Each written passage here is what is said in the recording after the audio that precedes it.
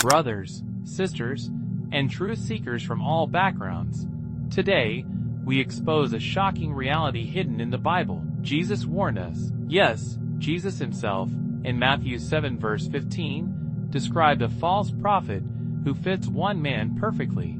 And no, it's not some random street preacher. It's Paul of Tarsus, the man who never met Jesus, contradicted Jesus, hijacked Christianity, and turned it into something Jesus never preached. And today, we're going to prove it, straight from the Bible itself.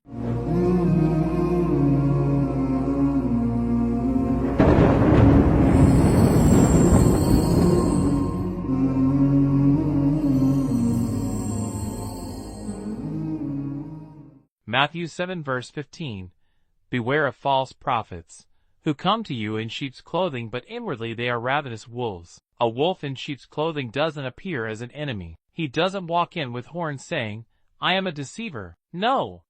He pretends to be a follower of truth, but inside, he is a fraud. Now let's ask, who does this describe? Did Jesus appoint Paul?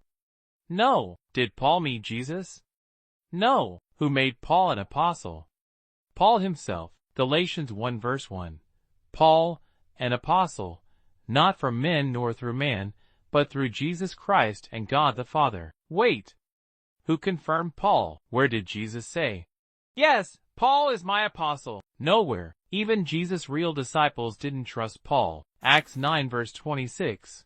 When he, Paul, came to Jerusalem, he tried to join the disciples, but they were all afraid of him, not believing that he was really a disciple. Even they knew something was off. So who accepted Paul? Not Jesus, not the disciples, but the Romans and the Gentiles.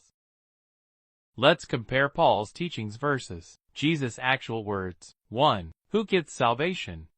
Faith or actions? Jesus, Matthew 19 verses 16 to 17. A man asks, What must I do to have eternal life? Jesus replies, If you want to enter life, keep the commandments. Paul, Romans 3 verse 28. A person is justified by faith apart from the works of the law. Jesus says, Obey God's law. Paul says, No need, just have faith. Who should Christians follow? Jesus, or a man who never met Jesus? 2. Did Jesus abolish the law? Jesus, Matthew 5 verses 17 to 18. Do not think that I have come to abolish the law.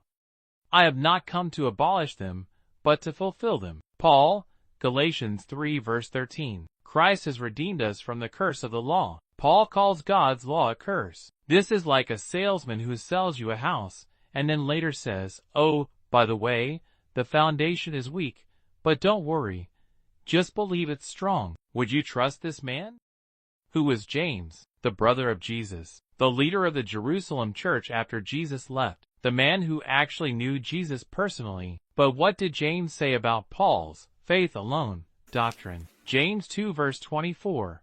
A person is justified by works, and not by faith alone. James completely refutes Paul. So now we have, Jesus says keep the commandments. James says works matter. Paul says faith alone. Who is contradicting Jesus?